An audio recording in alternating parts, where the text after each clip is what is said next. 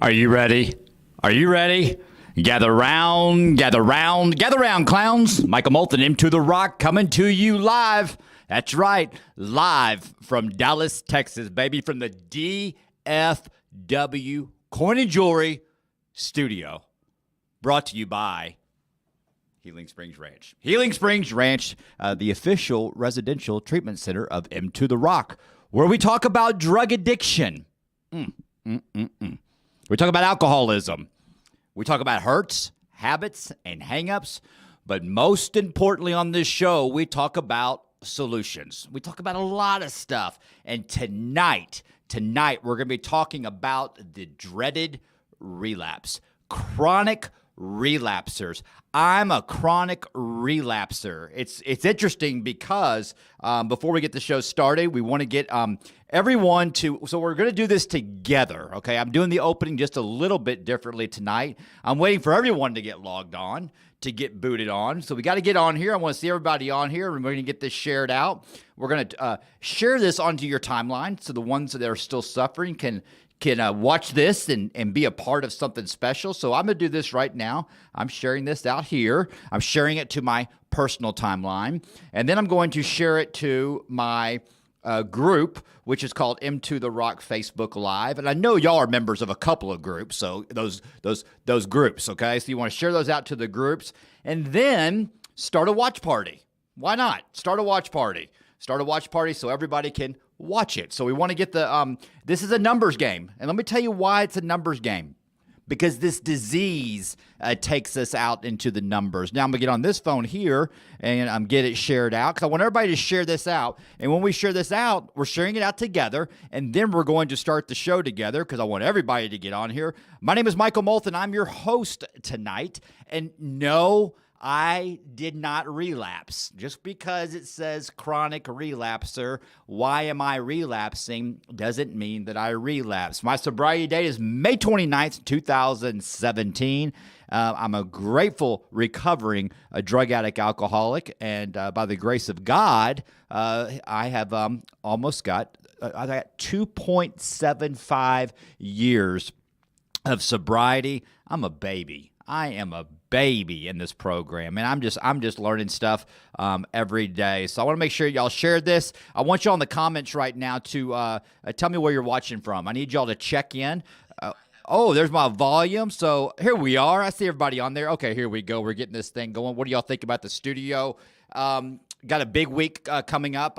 Valentine's week. What are you doing for Valentine's? What are you doing for Valentine's? And we talk about relationships and recovery. That could lead to relapse. Why does that lead to relapse? We're going to talk about that. The reason why relationships and recovery and early recovery, when we are not ready to have a relationship, can end to relapse is because it leads to the number one offender that kills more drug addicts and alcoholics than anything else, and that is resentment. Yep.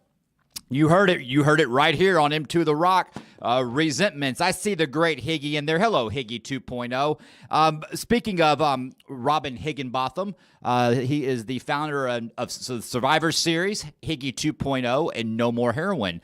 So I will be on his show not this Sunday. And Higgy, I'm glad that happened because Rachel Stacey will be filming her new music video this Sunday because it is going to be sunny and 72 degrees in Dallas, Texas, D-Town, baby, the 214, because we're going to be filming that. So next Sunday, y'all tune in to the Survivor Series, Higgy 2.0, No More Heroin, and I'm getting interviewed by the great Robin Higginbotham, a.k.a. Higgy, who is working in an incredible program. We're going to talk about relapsing tonight on the show. This is a book that was just mailed to me. I've been talking about this. Cameron Douglas, Long Way Home. He is touring right now across the country, promoting his new book. He mailed it out to me. So I just got it in the mail. I started reading it last night, and we're gonna show y'all something here real quick. He's going to be coming to Dallas May 8th.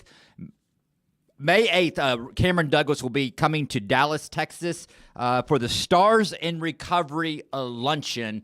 They're going to have about 3,000 people at this event, and he said that he doesn't speak, but he does interviews, and they wanted him to be the person to interview Cameron Douglas when he comes to Dallas. So I've been doing some research on him. I'm really, really excited about this. Cameron Douglas, as a matter of fact, I got a short 4-minute piece I want y'all to see. I'm going to show this to you. Cameron Douglas is, man, this guy's my twin. I mean, this guy, we're not unique, but he has got an incredible story that we're going to be talking about and looking forward to on May 8th. Here we go, May 8th. Cameron Douglas will be in Dallas, Texas. While we're doing dates and mark the date, we've got March 4th here in Dallas, Texas. We have got Recovery's Got Talent Season 2. We'll be doing that. So, yes, I see the questions coming in. I cannot wait to read your questions today about relapse. I was a chronic relapser. I was a chronic relapser in this disease. I fought this disease God, I fought this thing to the bitter end, and I still sometimes fight this disease, and I'm going to give you my take on relapse, chronic relapsers, and how all of that works by using my personal experience, strength, and hope. But before we get the show started, I'm going to need everybody to share this out.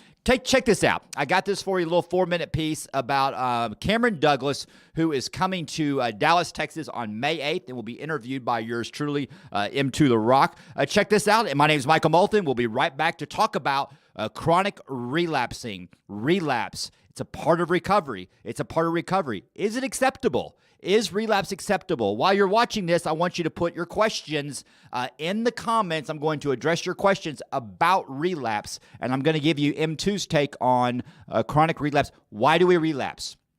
Why do we go back out? Why does this happen to us when I thought I was working my program? Michael Molthan, M2 The Rock. Enjoy this little piece. Cameron Douglas. Cameron Douglas was born into Hollywood royalty, but sadly, he went off track, struggling with addiction. Now 40, Cameron has turned everything around, and he's telling our own Chesley Christ it was his famous stepmom who helped him mend his relationship with his dad, Michael. He battled addiction and survived nearly 8 years behind bars on drug charges. Now, the 40-year-old son of Michael Douglas is on a mission to turn his living hell into a cautionary tale in his book, Long Way Home. I can't go back and change some of those things, but what I can try and do is make them something, hopefully that will be useful to people that are either struggling with addiction or have families that are struggling with loved ones. When do you feel like you reached rock bottom?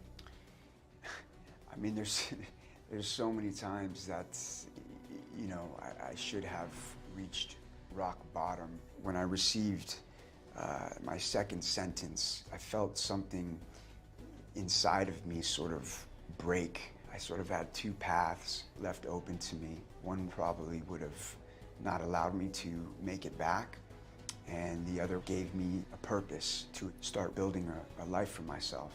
Did your father help you at all with this book? He did. He was really the initial motivating factor behind writing this book, which was something that I wrestled with for a while because my family is very private. But I think in the end of the day, it's about the bigger picture. It sounds like you've been incredibly disciplined. I mean, you have this new memoir. Has this memoir and the development, working with your dad, improved some of the relationships that you have in your life? It has, you know, and even in doing some of the press for this book, my father and I sitting down together and, you know, being forced to speak about things together that we would probably never speak about on our own has been healing. So that's been a beautiful byproduct of this process.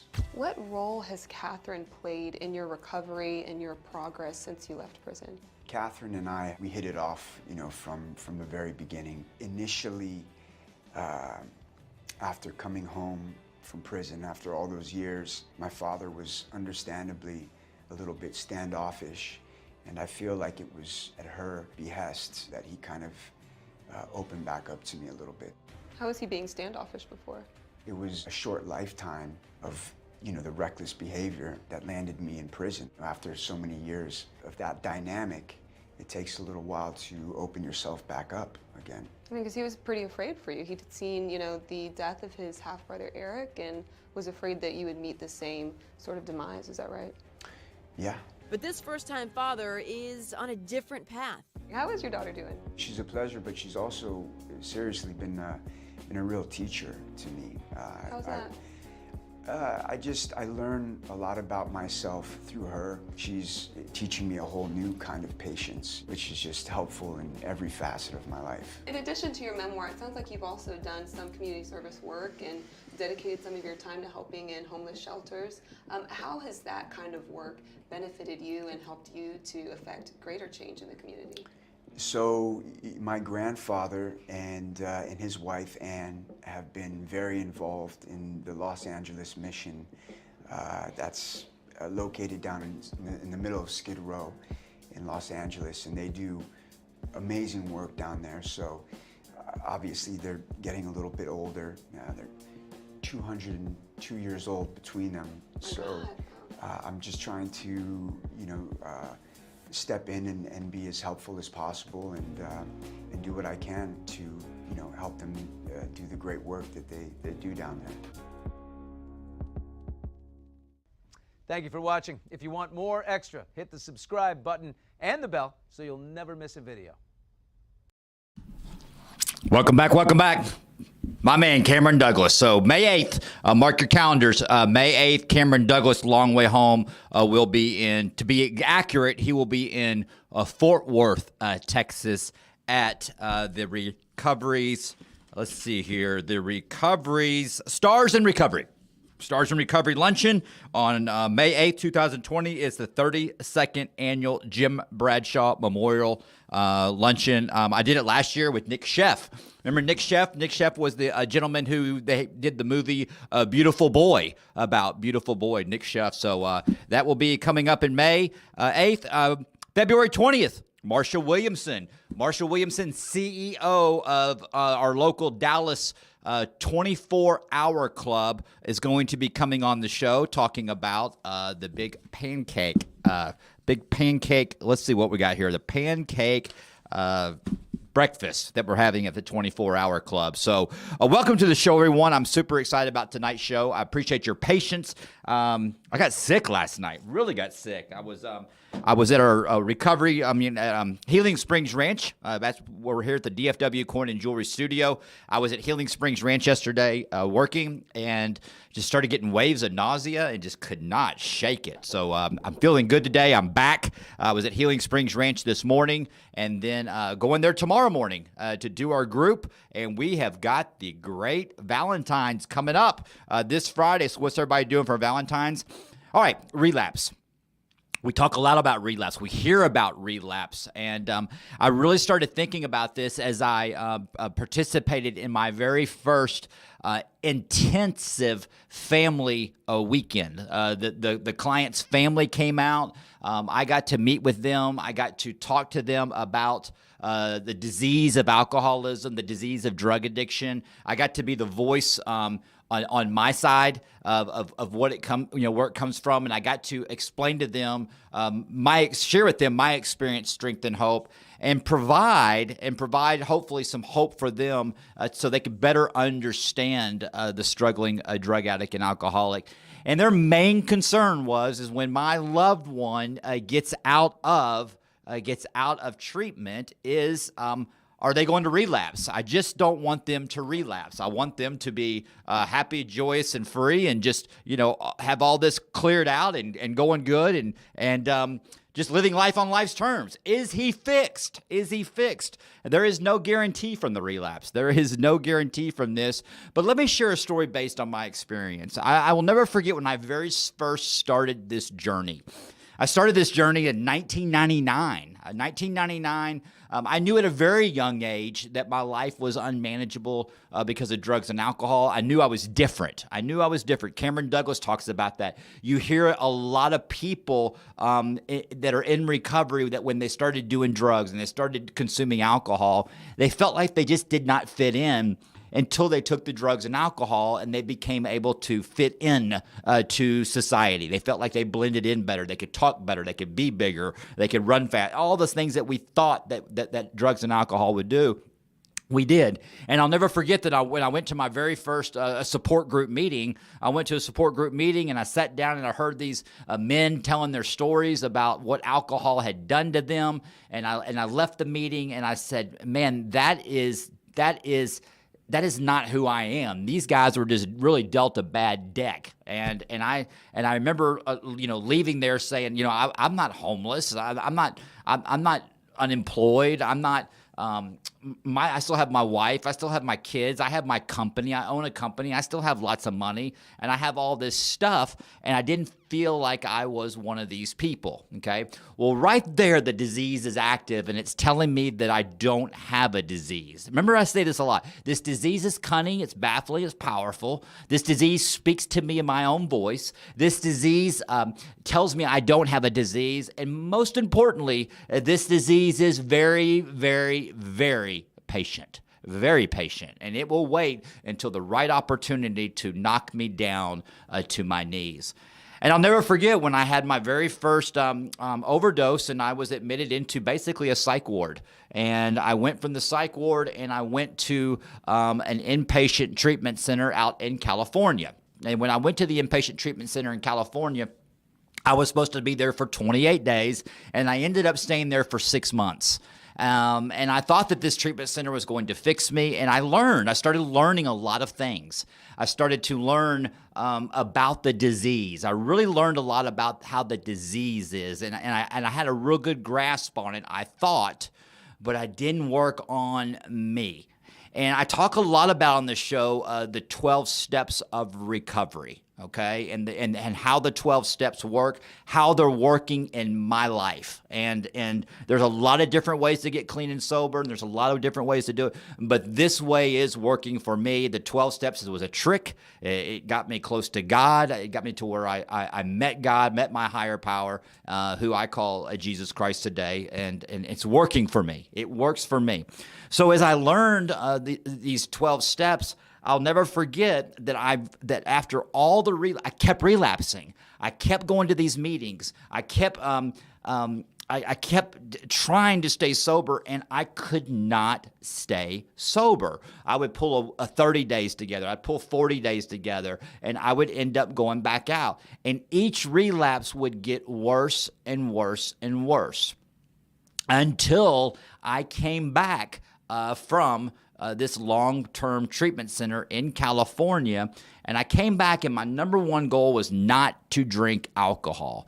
But I will always remember the mental obsession was still there. The mental obsession, I would hear people saying the mental obsession of drugs and alcohol has been removed, okay? It hadn't been removed. I kept thinking about it all the time. Mental obsession of drugs and alcohol means that we are thinking about drugs and alcohol 24 hours a day. That's all we think about. And it's white knuckling. I can't drink today. I can't do drugs today. I didn't know how I can do it. I did not know how to stay sober. So I have a theory. I have a theory on the relapse in using the 12-step program, okay? Is there a difference between a lapse and a relapse? Todd, I like that. So I'm starting to read the questions here. I've got a phone here that is blowing up. Y'all give me a second here. Let me turn this off. I got people texting like crazy, and I usually turn this off. So let me turn this off 1 second here. And so I tell you what, we're going to come right back. When we come right back, we're going to talk about this. I've really got a good story I want to share with you. Michael Molthan, M2 The Rock. Thank you. Healing Springs Ranch is designed for people that really want to come and do the work, and not just work on their addictive behaviors, but going deeper and finding the underlying issues and sharing them, and oftentimes for the first time sharing them out loud, kind of dumping out everything that's holding you back. And in the process, what we try to do is nurture and heal that particular wound while they're here. We really wanted this to be a transformative experience for people, not just a drying out place or a place where they go and check off a box. We truly wanted this to be an opportunity for everyone to take a pause in their life and figure out what they need to do to go live their purpose. So we're very passionate about folks finding purpose and meaning to why they exist, and finding ways to utilize that purpose and meaning for them to go on and actually have a more successful and happier life.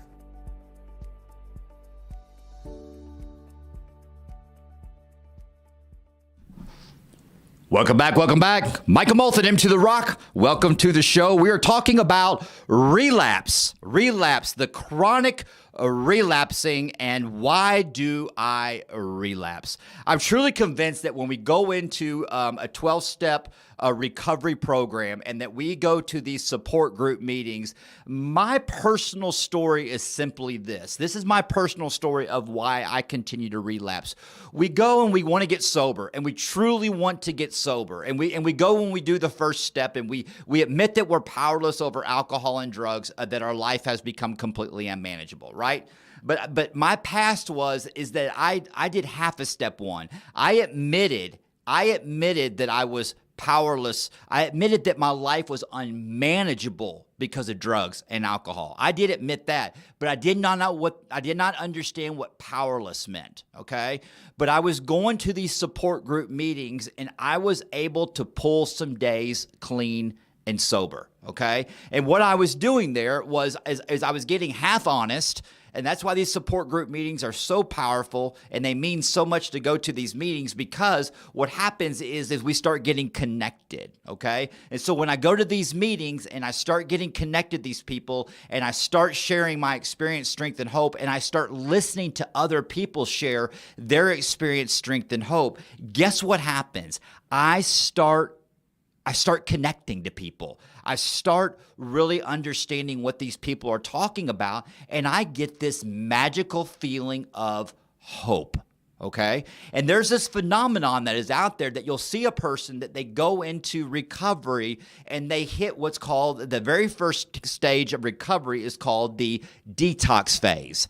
Now, the detox phase is usually 30 to 45 days when we go in and we stop drinking. We stop doing drugs, and we don't want to do it, and we are white-knuckling it, and by sheer willpower that we think it is, we don't drink and drug for 30 to 45 days. We're going to support group meetings. Okay, we're doing this thing over and over. We're getting this thing. We're getting some rhythm going. We can breathe again. We're going to bed at a decent hour. We're waking up.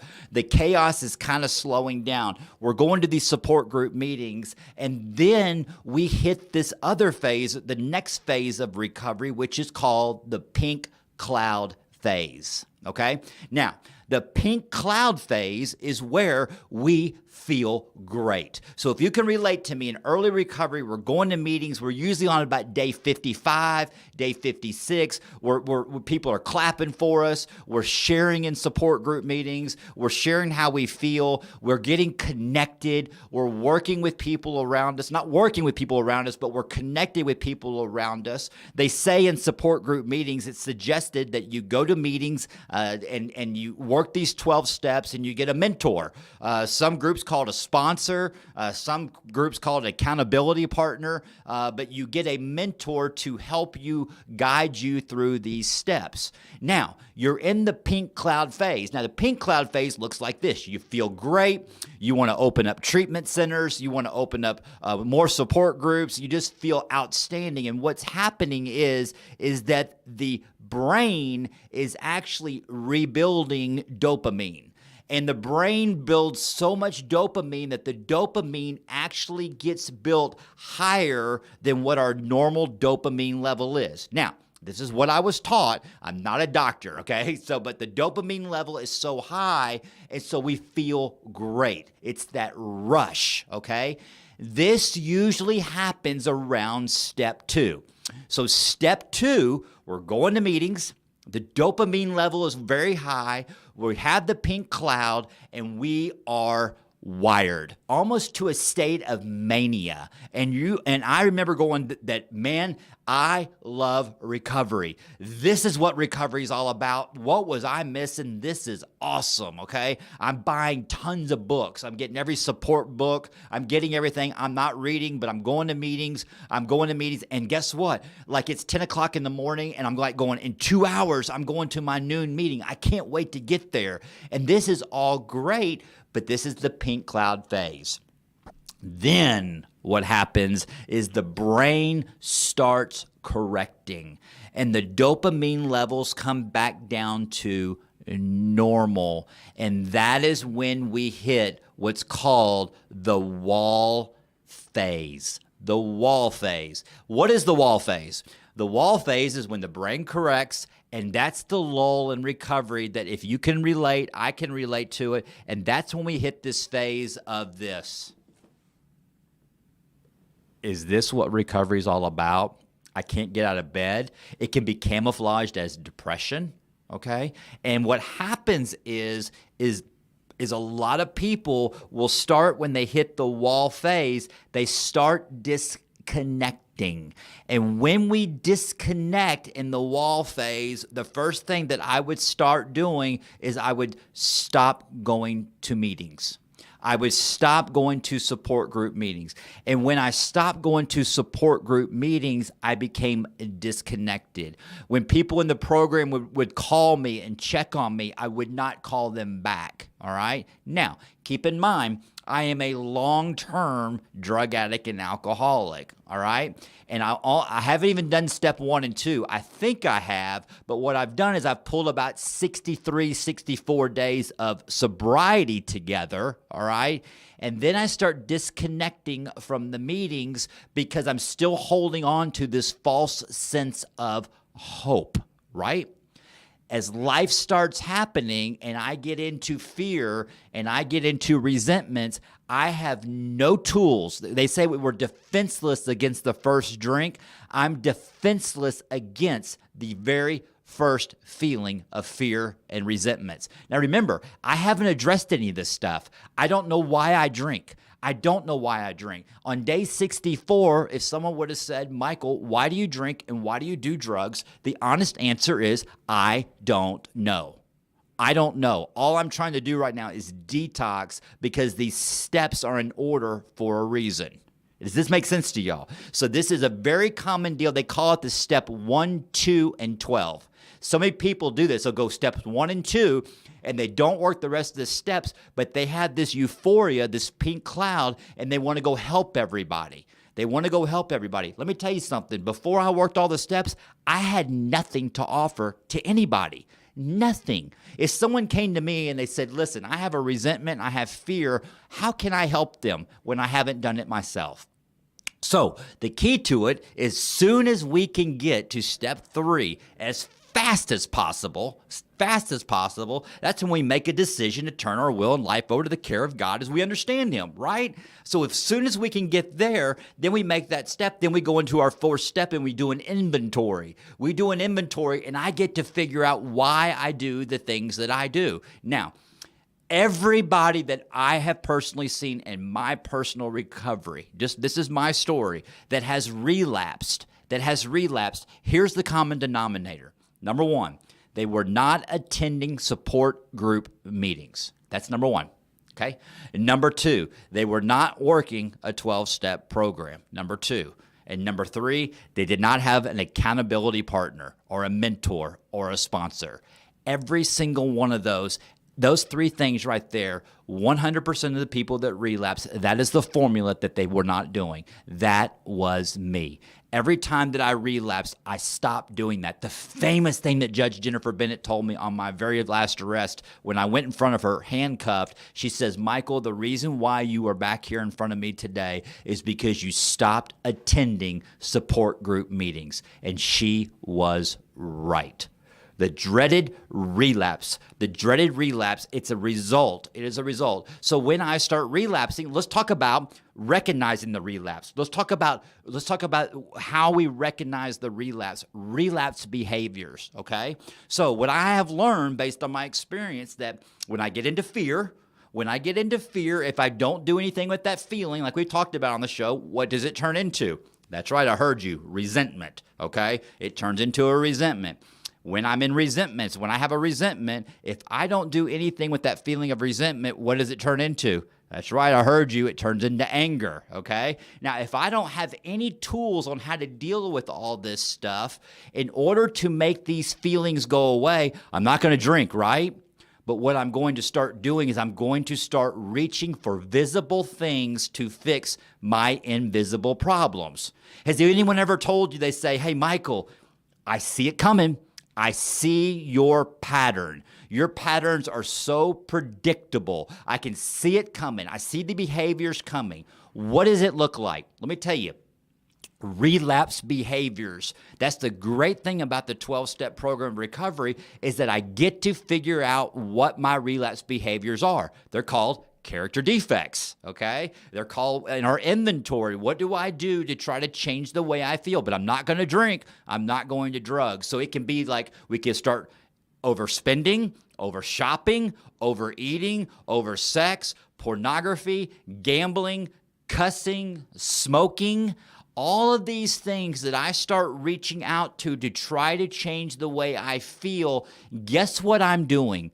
I am in full-blown relapse. I am in full-blown relapse. When I start recognizing that behavior, recovery is this. I recognize it.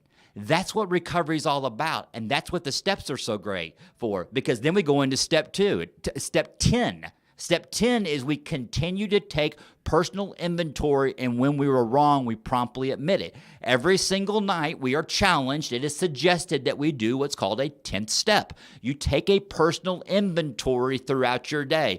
Did I do anything wrong? Did I wrong somebody? Do I owe someone an amends? And I go through the entire day. And I make sure that I recognize my relapse behaviors. Let me tell you something.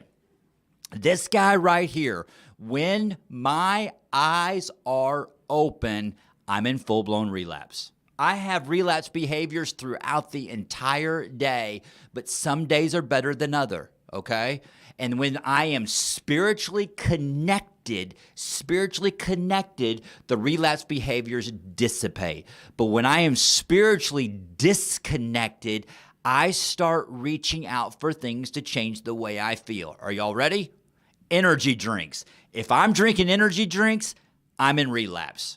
If I start smoking cigarettes, I am in relapse, okay? If I start buying things that I don't need, if I'm trying to reach out and grab a visible solution for my invisible problems, I am in full-blown relapse. If I'm trying to manipulate people, if my motives aren't pure, if I'm trying to do things that are for selfish reasons, I am in full-blown relapse. Now, I hope y'all can relate to this. I'm not telling you that you are, but this is me. I am very, very hard on myself as far as relapse behavior, because I never, ever want to do that again. Because what happens is when the smoking stops working, when the gambling stops working, when the food stops working, when the women stop working, okay, when work stops working, when anything that I'm trying to fill this void with besides God, okay?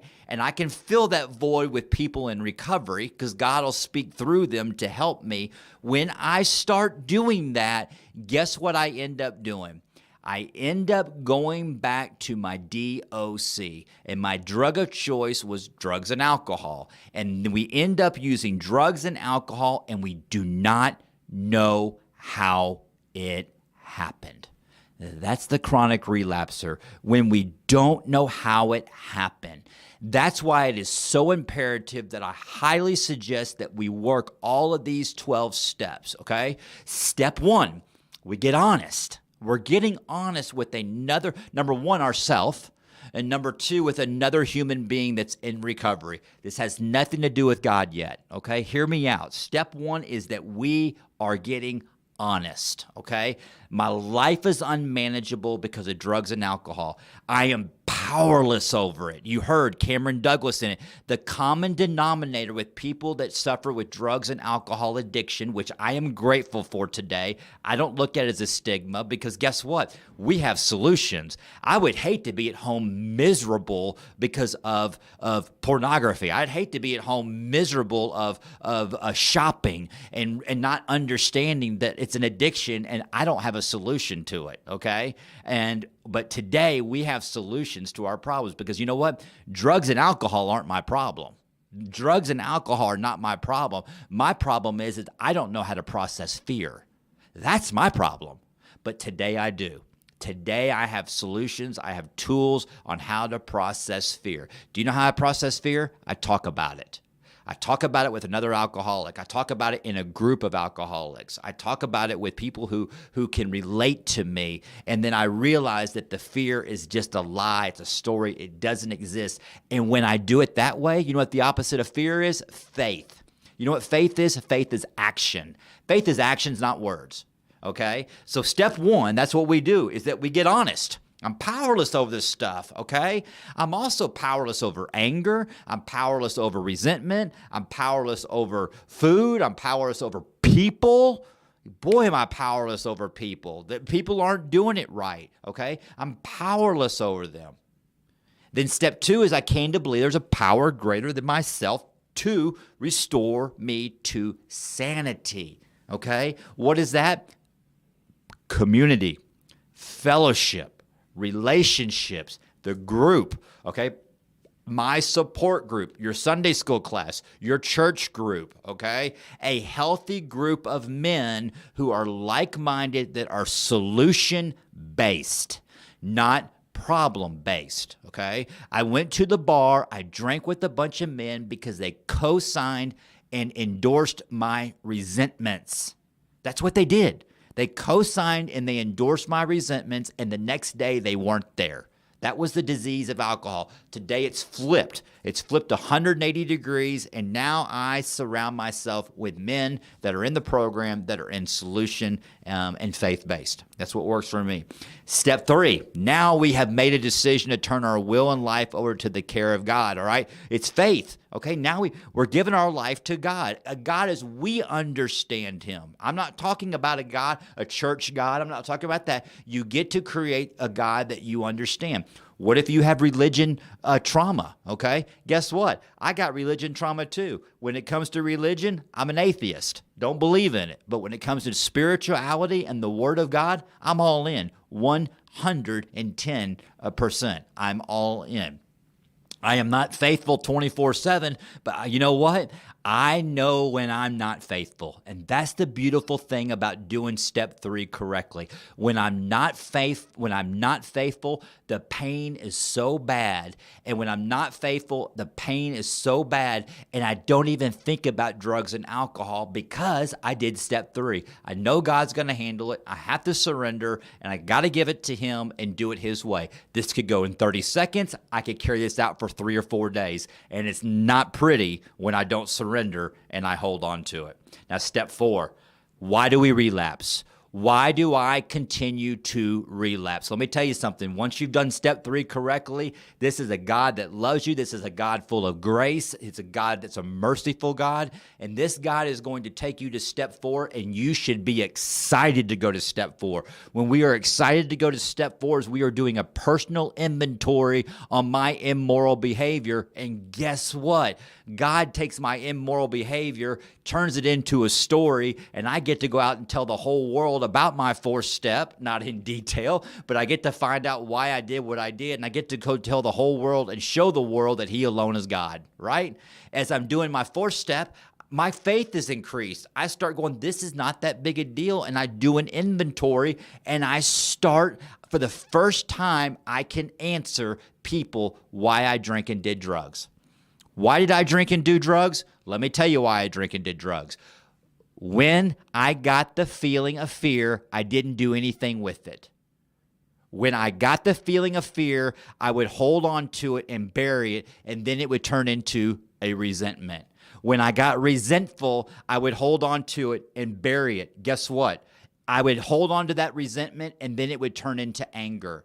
When I got angry, I would still hold on to that anger, and I didn't like that feeling. And when that anger would turn into rage, and I would hold on to that rage, I didn't like that feeling, I would hold on to that feeling of rage. I would hold on to it, and then it would turn into isolation. And then that isolation would turn into paranoia. And this is a cycle that kept going on, and I didn't know why I was doing it. And as these cycles increase, these phases of fear increase down to paranoia.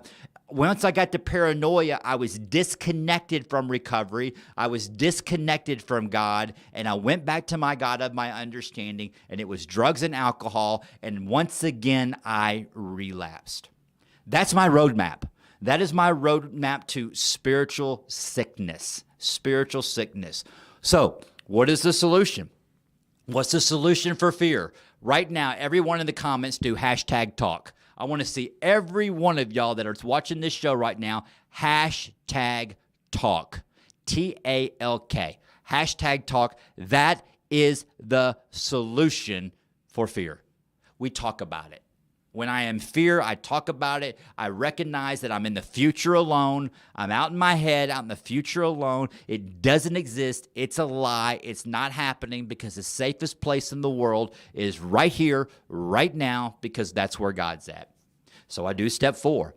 And I share all of this. Step 4, I share all this. I confess all of this. I confess all of this to another man, which is a mentor, accountability partner, a sponsor. Men work with men. Women work with women. This is very, very important.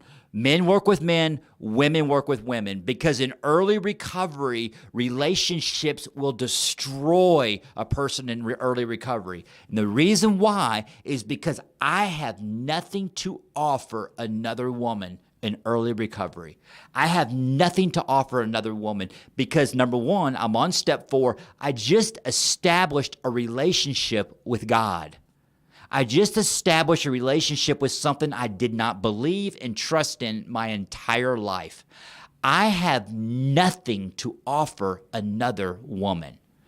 But wait, I will. Because what God does is He will clean us from the inside out and turn us into an incredible partner to help that person. So that's hope. Hang on there, because God will put that right person right in your life, not until we know each other. When a woman is put in your life, I'm talking to men, and you have a woman in your life, just let me give you some hope. You work these steps, you get to know yourself. What an amazing man that you can be, that when your wife or girlfriend sit down with you and you say, I'm in fear. Michael, I'm in fear. I am anxious about something, and you can sit there and actually provide a solution. The old me, I could never do that. A girl would say that to me. I had nothing to give her. I'm saying, what are you, just weak? You're just weak. I mean, that's nothing to talk about. I don't want to talk about that. You know why I can't talk about it? Because I don't know what I'm talking about. But today, I have solutions because of what other men have given me. I didn't make it up. God spoke through these men to me, and now I have something that I can give back. All right? Step 5, confession. We repent. When I repent, do you know what I'm doing? I am giving God permission to show me grace. Grace is not earned. Grace is not earned. You can't go earn grace, okay? I can't go earn grace. Grace is given to me. Grace is freely given to me by God. He is given to me, and I don't even deserve it. But God just gives me this grace because I have repented. I have asked for forgiveness, and He forgives us immediately, okay? Now, after working these 12 steps, the way I'm talking right now, I never talked like this before. This is the Spirit talking, but this is how the 12 steps work. Now, we're not done yet. We go to step 6. Step 6 is, because I've done these 4 and 5 steps, okay, what I'm doing is now I am looking at myself. I'm doing a complete autopsy on myself, and I am seeing what my character defects are. Whoa. I get to see myself. Whoa, I'm a liar. I'm a procrastinator. I'm a gossiper. I have horrible language. I go through there and I'm looking at myself and all my character defects. My motives are impure. Okay? This in 6 and 7 is where our life really changes. 6 and 7, like when I sit here and I say, I can't believe the way I'm talking right now. I can't believe the things that are coming out of my mouth. 6 and 7 is where this happens. For me, that's where it happened. Because all these character defects, on step 7, I humbly ask God to remove these shortcomings. What does this have to do with relapse? Everything. What does this have to do with chronic relapsing? Everything. See, I would relapse because I did not have a relationship with God. I did not have a relationship, a higher power, a spiritual connection. When I relapsed, I was spiritually bankrupt. Spiritually bankrupt.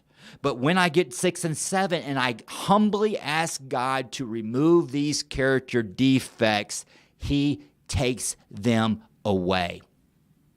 And I have, over the last year, I will see these character defects come up. I will feel them come up. I will feel these character defects come up, and it will physically make me sick. It will physically make me depressed because I would feel them coming up. The reason why it feels so bad to me is because I did step 3 correct. I've made a decision to turn my will and life over to the care of God. I can't go backwards. I'm in. I'm all in. But when I do things, when I think things, I'm in full-blown relapse. When I think out things that are not right, they're not godly, they're not spiritual, I am in full-blown relapse, and it feels so bad. Have you ever woke up one morning, and you have an emotional hangover? You have just a complete emotional hangover. Do you know why I have an emotional hangover when I go to bed or when I wake up in the morning? If I go to sleep, it's because I didn't do step 10 at night. Now, step 10 at night, we're getting there. Step 10 at night can be done differently. It's highly recommended. You put pen to paper, you write it all down. You do your prayers at night, okay? I do it differently. I'm not that disciplined, but I do review my day. I will lay there and review my day, and I will try to see where I'm right and wrong. If I owe anyone amends, sometimes I do owe an amends, and I try to go to sleep by holding on to that. Do you know what that is? Full-blown relapse. I'm in full-blown relapse behavior. Once the drugs and alcohol hit my lips, the relapse is over. Let me say that again. Once the alcohol and drugs go into my body, the relapse is over. Does that make sense? Once the drugs and alcohol go into my body, the relapse is over, and I am in complete active addiction. Complete active addiction. I want to challenge you to work these steps. Recognize relapse behaviors as they're coming up. Are you gossiping? Are you gossiping? Is your language out of control? Is your anger out of control? Are you short-tempered? Are you plotting? Are you planning? When you go to bed, are you resentful? Are you struggling with morbid reflection? Are you planning on how to get even? But I'm not drinking. I'm not drugging. Yeah, but guess what? If I am doing these things, I am in full-blown relapse, and I'm not spiritually connected because it's blocking me from God. The reason why I don't feel good, is because, are you ready? I'm resentful. There's no way around. I have a resentment, and it's blocking me from God. So what's the solution? I sit down with another man, I sit down with the accountability partner, and I put it on paper, and I walk right through it. Do I do this? No. I'm horrible at it. I'm a drug addict alcoholic. I'm flesh. I want to hold on to it. I want to try to fix it. I want to try to fix it myself. And I hold on to it until the pain gets bad enough. But if I disconnect and I pull myself away from the program, I stop doing stuff like this, okay? I will drink and I will do drugs again. And I don't want that life. Step 7, we humbly ask God to remove our shortcomings. God, please remove these shortcomings, okay? This is where we look at things and we go, man, I'm just not the same person I used to be. I cannot believe it. I would never have ever thought that I would be frugal with money. I am so frugal with money. I'm very detailed with money. I'm very disciplined with money. I used to be that same way with money, but I always had a bunch of it. I took it for granted. The things I do today, the way that I treat Rachel Stacy, the things I do to her, I'm not always the greatest fiance, okay? But let me tell you something. I recognize it. That's recovery.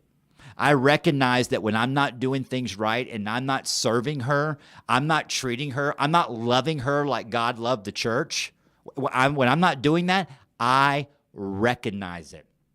You want to know what recovery is? I own it. I admit it. And I go make it right. Do I repeat the behaviors? Sometimes I do. Sometimes I repeat the behaviors, but then I go make it right again. That is recovery.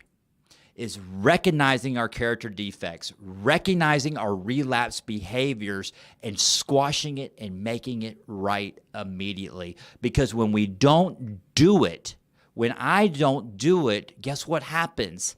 I get more and more disconnected. This is where I'm telling you the disease is patient. Patient. This disease is so patient, okay?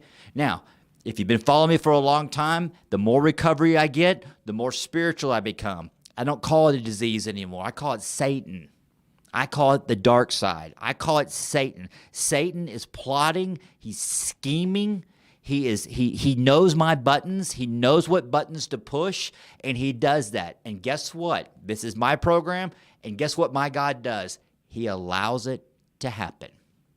My God allows it to happen so I will turn to him. I won't turn to drugs and alcohol.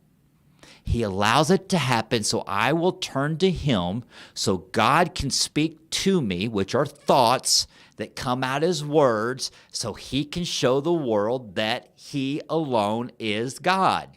That's how this works. There are some days where the thoughts are put out there by the disease. I grab that thought, turns to sin, and it comes out, and I wish I could take it back, and I don't like that feeling anymore. Step 7, humbly ask God to remove my character defects. God, remove the smoking. God, remove my language. God, remove my gossiping. God, remove my procrastination. God, remove my lack of exercising. Remove these things, God. Laziness. There you go. God, remove my laziness. Character defects. Character defects is relapse behavior. These are the things that lead up to why do I continue to relapse, okay? If you have a friend, you have a loved one, you're watching this, and they continue to relapse, okay? What do you do? What can you do? Let me tell you what you can do is get that person, male or female, in front of a recovering drug addict alcoholic. That's what you can do. That's all you can do is get them in front of someone who is in recovery and let them listen to those people talk. Now, step 8, we make a list. Now we're going to make a list of all the people we had harmed, okay? And we go talk to all those. We don't talk to them. We don't talk to them. We make a list. Once again, with our sponsor, mentor, accountability partner, whatever support group that you're in, and what they call this person, someone that's going to walk arm in arm with you that has done this before, okay, and is going to use you. This is so good for that person too because you're helping them, reminding them of what it used to be like. We make a list of all the people we had harmed. Step 9, we go make direct amends to those people we had harmed. We go make amends to them. And step 10, you ready? Step 10, I want y'all to do it tonight, is you take a personal inventory and when you are wrong, promptly admit it, okay? If you have not worked all these steps and you do this tonight, I ask you, do not go make amends to anyone until you run it by an accountability partner because we don't want to hurt them. And number 2 is the reason why the amends are at step 8 and 9 is because I have to get to know myself first. I have to understand that, I cannot be resentful when I go make amends to these people. I got to make sure my motives are in line with God's motives before I go make amends to them because my old me, I wouldn't have made amends, and I would have made amends with impure motives. I would have made amends because I wanted to tell them I was going to make the comeback. Right? I'm going to make the comeback and I'm coming after you. All right? Step 11 is sought through prayer and meditation. We talk to God. We create a relationship with God. Listen, I can't get to know you guys that are in the comments right now if I don't talk to you. If I don't talk to you, I can't have a relationship with you. The more I talk to God, the stronger my relationship becomes. And then as a result of these steps, having had a spiritual awakening throughout the steps, because every step I had a spiritual awakening. I am powerless over alcohol and drugs. I get it now. That means that when I say I'm not going to drink and do drugs, I was drunk and high that afternoon. Okay, I get it. Okay, I get it. Step 2, Community and fellowship. Okay, I get that. Step 3, that means I get to, my God's a loving God no matter what, as I understand him. Wow. Step 4 is an inventory. That means I get to figure out, I can finally answer the question why I drink and do drug. Wow, spiritual awakening. Step 5, I'm going to share all of my darkest secrets with another alcoholic and drug addict. Wow, what a relief. Step 6, I get to look at my character defects. Oh, this is why I do the things I do. These are my relapse behaviors. This is why I relapse. Yes, but dump the junk. We dump all the junk. And then step 8, I go make amends. And as these steps, as I get through step 10, I had this spiritual awakening because this God that I never believed in is so big and he's so loud and he's so good and he's so full of grace and he is so good. Guys, chronic relapsing. Every mugshot I had, whenever I go do an event and they play all my mugshots up there, let me tell you what I see in those eyes. Spiritual bankruptcy. Spiritual bankruptcy. Let me share something with you. If you're not a believer in Christ, I want you to listen to this as a story, because I'm a storyteller. But there was a day when Christ went to the lake, and they were going to get in this boat, and they were going to take the boat from one side to the other, and they were going to go across this large body of water.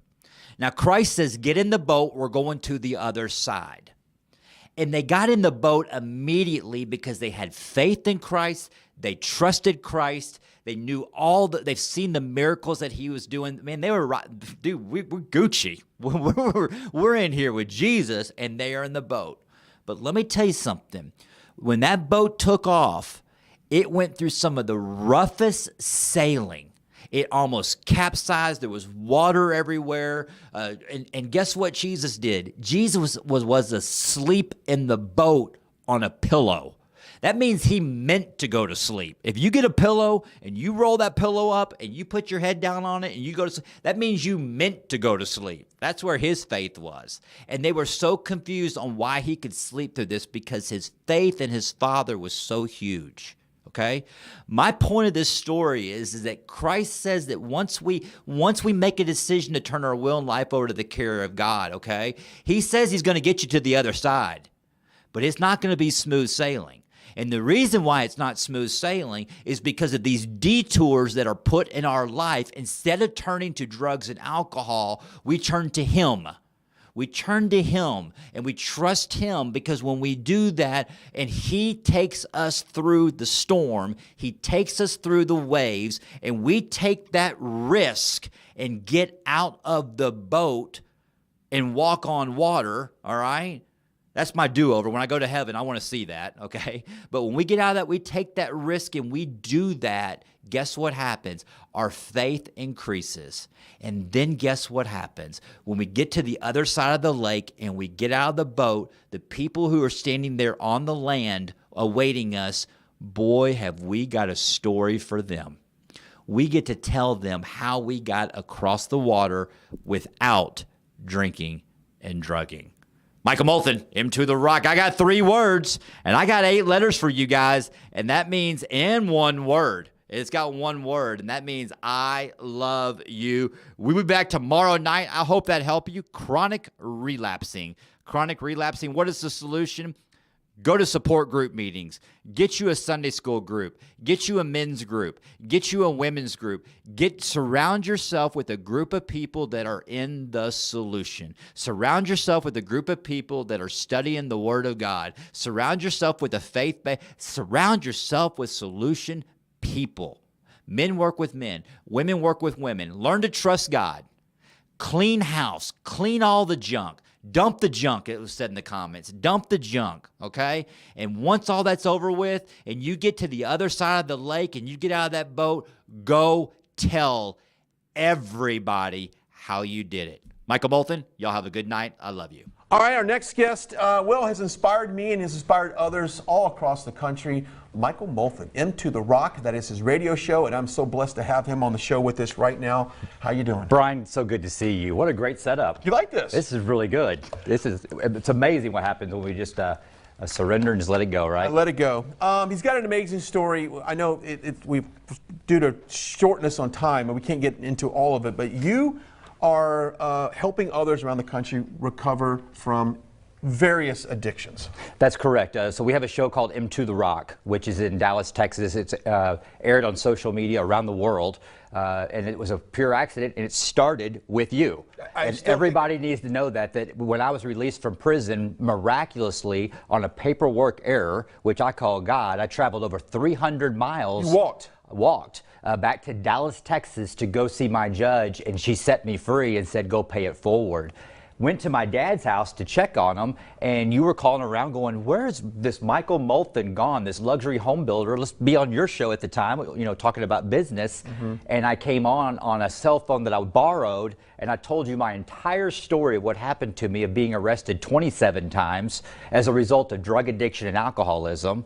And you said, wow, when did this happen? I said, Brian, I've only been free since Friday. It's incredible. And so since that day, we've been just looking up and forward. And that has launched pretty much your career as far as what you're doing right now, helping others.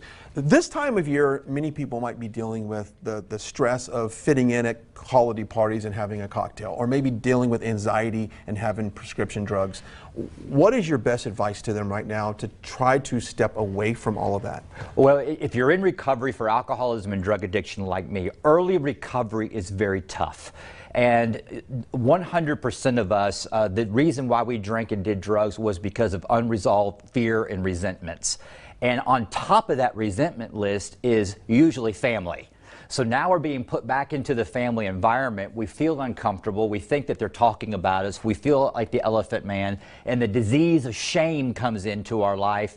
And we say, you know what? I'm going to go back to what was working for me, drugs and alcohol, and we relapse over the holidays. That's one scenario. The other scenario is it can go the opposite, going, you know what? Maybe I just can't have one drink. I deserve it. You know, it's the holidays. I'm feeling really good. I'm spiritual and hopeful. I can have one drink, and that one drink doesn't stop there for an alcoholic like me. It goes on to the bitter end.